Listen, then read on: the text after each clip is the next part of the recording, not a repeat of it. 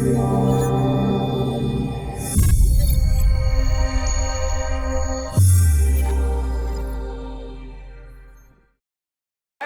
before we start, I have two questions for everyone. First one is, who among you here are willing to do everything to reach their goals? Can you please raise your hands? All right. Now, who among you here are sacrificing their health in order to become successful?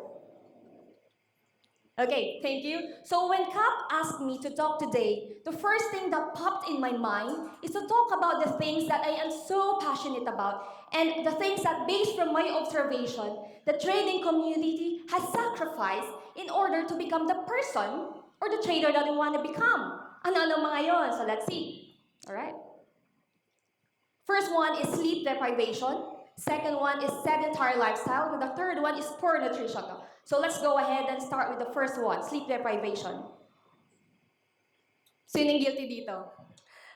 Okay, so aside from the obvious effect of feeling sleepy, there are actually a lot of things that we might not be aware of. So ano-ano yung mga yon? Let's start with the short-term effect. So this is the sleep scale. So what happens if we get enough sleep? That is 6 to 8 hours of sleep, okay? First one is better brain function. Of course, as a trader, we want to have a better brain function. Why?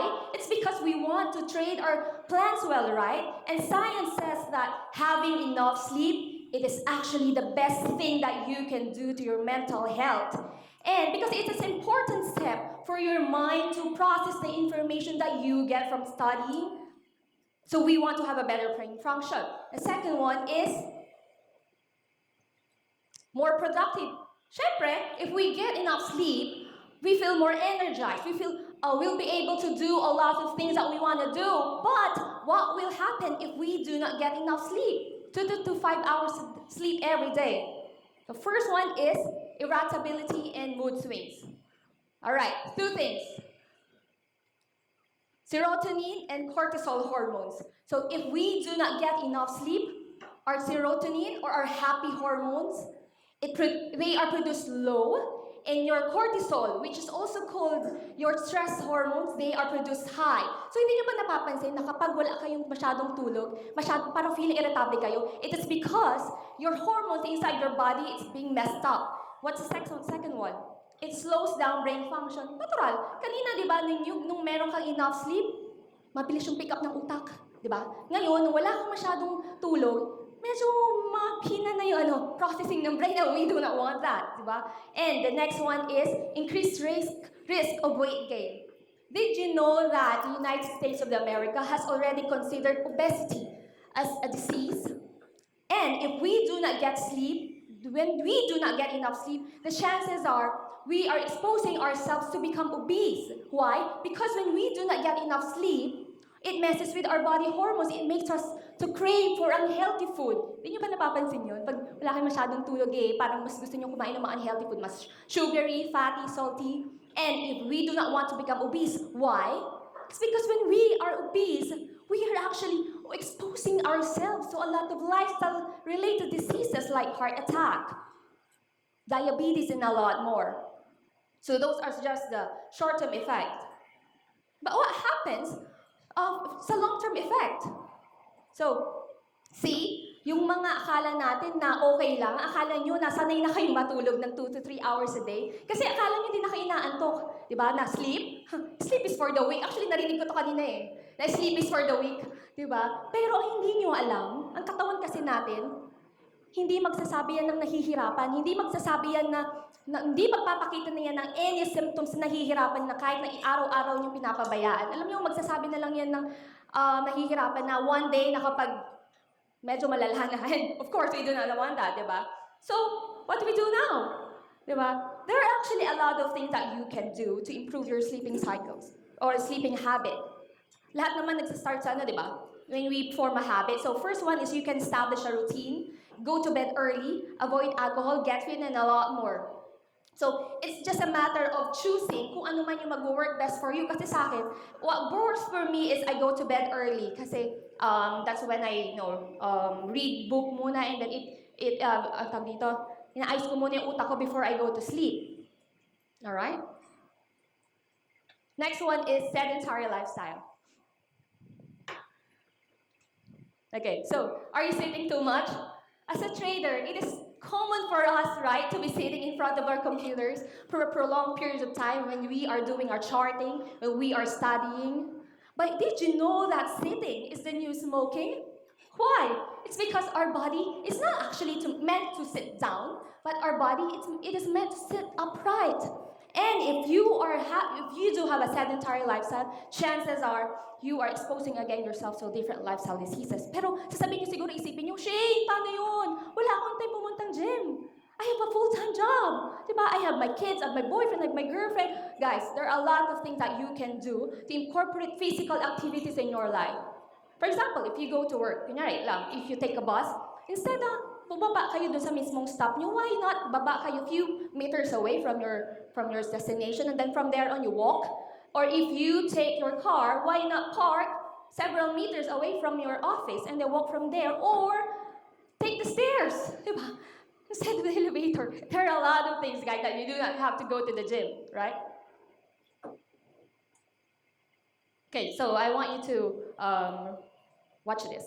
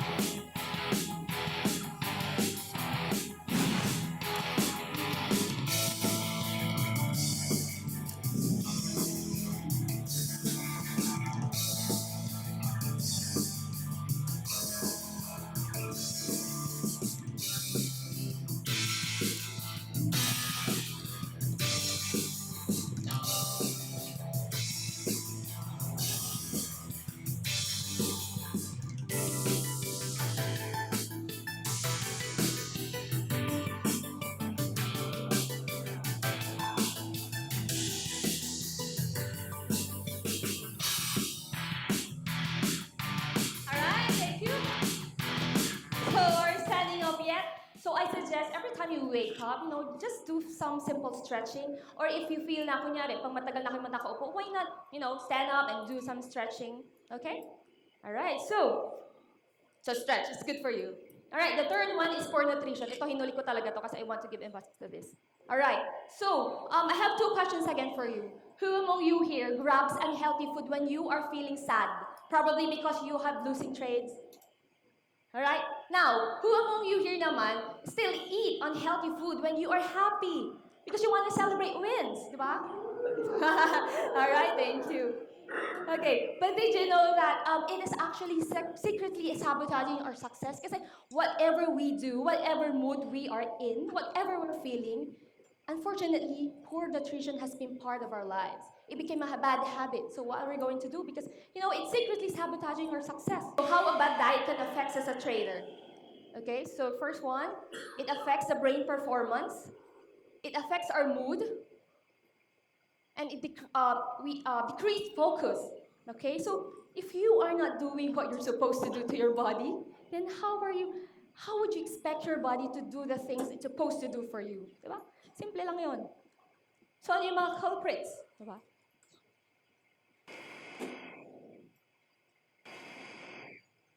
Familiar ba? Okay, so those are crabs, guys. Those are the crabs that you feed your body. Imagine, you are feeding yourself, you are nourishing yourself with those crabs. Diba? Those unhealthy food, salty, sugary, fatty. Diba? Guys, we only have one body. And we take this body to wherever we go. Actually, this is the best investment that we can give to ourselves. A healthy body, right? So, sabi nga ni John Mayer, kanta siya, your body is a wonderland. So if your body is a wonderland, why do you treat your body like a wasteland if you keep eating those junk foods. And guys, those are called junk foods for a reason. They are junks. All right? So what can we do? Power of habit. I must warn you. Just like any other habit that you may want to develop, there are actually a lot of things that you can do to improve your habit. First one is you have food journal. You have to purge unhealthy food one at a time, and then you have to pack lunches overnight. It's just about preparation. Okay. So I know Cap is always reiterating the importance of having strong context, diba? For us to be able to protect the contents. So the contents that we're talking about here is the knowledge that we get from our studying, diba? Those are the contents of your mind, diba?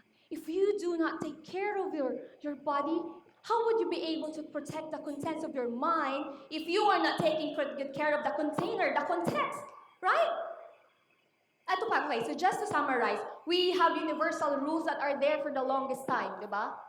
First one, you have to sleep, 7 to 8 hours a day, drink at least 8 glasses of water every day, eat meals 3 times meals a day, diba?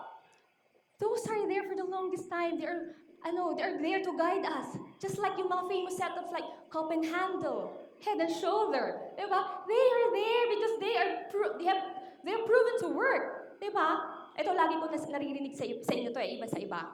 How you do anything is how you do everything. Ask yourself, really? Yung mga simpleng health rules nga, hindi nyo magawa. Diba? Nabebend nyo. Paano pa kaya yung mga complicated trading rules na niset nyo para sa sarili nyo? Okay? So, guys, if you want to, fully enjoy your success in the future, if you want to enjoy the fruit of your labor with your loved ones, you gotta take care of yourself now.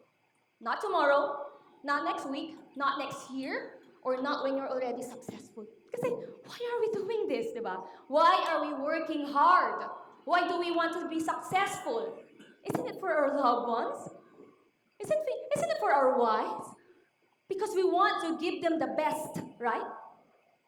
We want to take care of them. But ask yourself, how are you going to take care of them if you are not taking good care of yourself? Simple lang. So again, if you want to fully enjoy your success in the future, you gotta take care of yourself now. Kasi if you're not going to take care of yourself, you know what? Your money, your fortune, that will take care of you while you are on your sick bed in the future.